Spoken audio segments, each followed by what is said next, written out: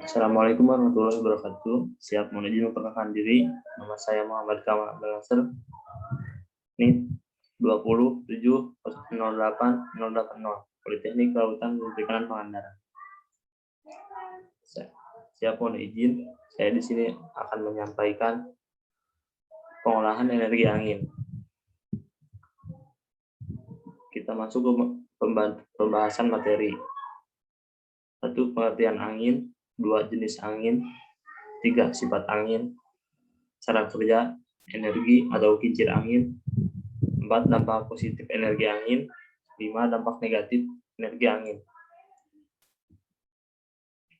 Pengertian angin. Angin adalah suatu bentuk energi surya yang terjadi ketika matahari memanaskan udara, yang kemudian menyebabkan udaranya naik dan membentuk suatu vakum. Kemudian vakum turun ke udara yang lebih dingin membentuk angin. Ada juga angin adalah gerakan udara mendatar atau sejajar dengan permukaan bumi yang terjadi karena adanya perbedaan tekanan udara antara satu tempat dengan tempat lainnya. Angin juga diartikan sebagai aliran udara yang jumlahnya besar diakibatkan oleh rotasi bumi dan adanya perbedaan tenam udara yang ada di sekitarnya. Angin juga terjadi karena pemanasan bumi yang tidak sama oleh matahari. Para ahli mengatakan bahwa 22% energi sinar matahari yang diterima oleh bumi dikonversi menjadi energi kineta angin. Energi angin adalah merupakan energi kinetis atau energi akibat kecepatan angin, dan selanjutnya energi kinetis inilah yang dapat digunakan untuk memutar sudut kincir angin. Energi tersebut dapat dihitung dengan forma E M kali Pi Joule. Jenis-jenis angin. 1. Angin poh atau angin jatuh. 2. Angin muson atau angin musim. Jadi tekanan musim, angin lembah, tekanan musim, angin lembah.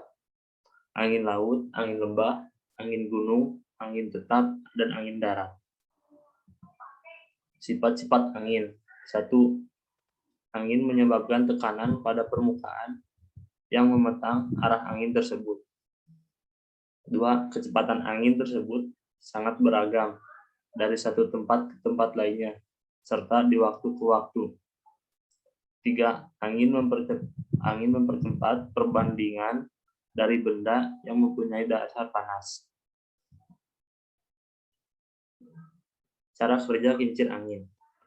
Prinsip kerja kincir angin adalah terjadinya pemutaran sudut kincir akibat adanya gaya yang ditimbulkan oleh angin yang berpengaruh.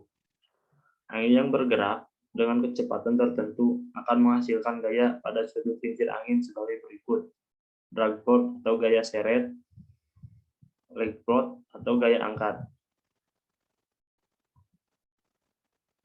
Cara kerja kincir angin. Sistem konversi energi angin yang dapat menghasilkan energi listrik ditentukan oleh faktor kecepatan angin, kecepatan udara, efisiensi transmisi, efisiensi daya, efisiensi baterai, dan efisiensi generator. Energi angin pada kondisi tersebut disekitarkan 87 sampai 2272 kWh atau M persegi.